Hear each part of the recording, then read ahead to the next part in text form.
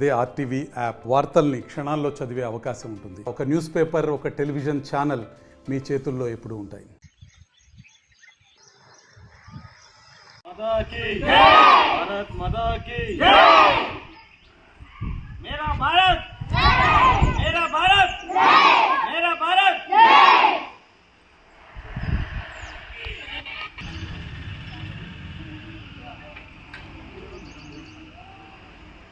Okay. माता की